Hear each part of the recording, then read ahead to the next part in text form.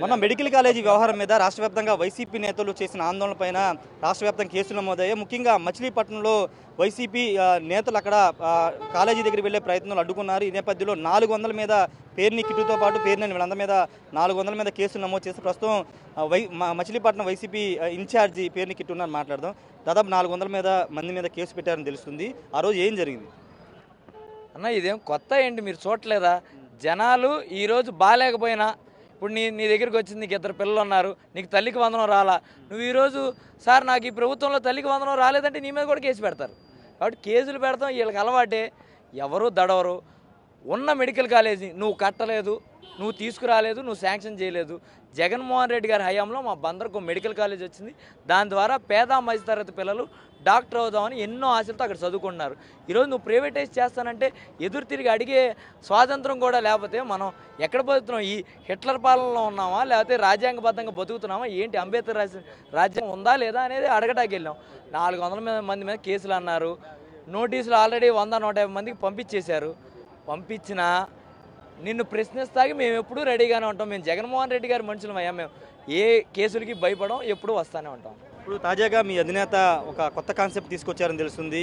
Lokesh red book తెస్తే మనం digital book తెద్దాము, ప్రతి కార్యకర్తకి అండగా ఉందామని ఈ మీటింగ్లో మీకు చెప్పినట్టు తెలుస్తుంది. ఏంటి సార్? అంటే జగన్ గారికి లోకేష్ గారికి తేడా ఏంటంటే అండి, ఆయన రెడ్ బుక్ అన్న పేరుతో వాళ్ళని చంపేద్దాం, వీళ్ళని నరికేద్దాం స్టేజ్ మీద చెప్పారు. మాకు జగన్ గారు ఎక్కడ ఇట్లాంటి మాటలు చెప్పాల.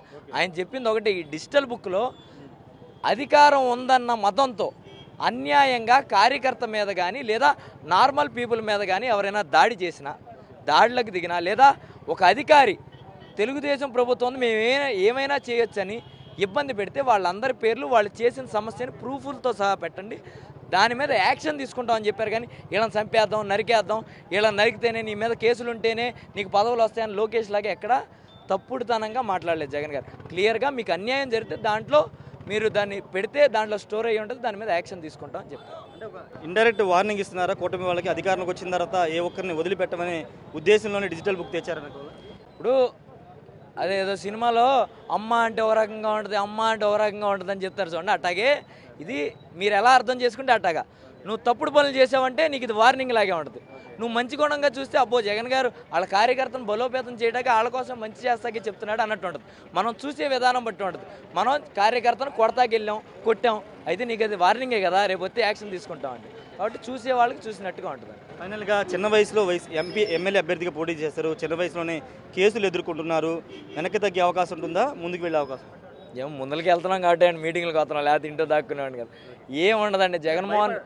జగన్మోహన్ రెడ్డి గారు నా వయసుకి ఆయన అవకాశం ఇవ్వడం అనేది నా అదృష్టంగా భావిస్తున్నా.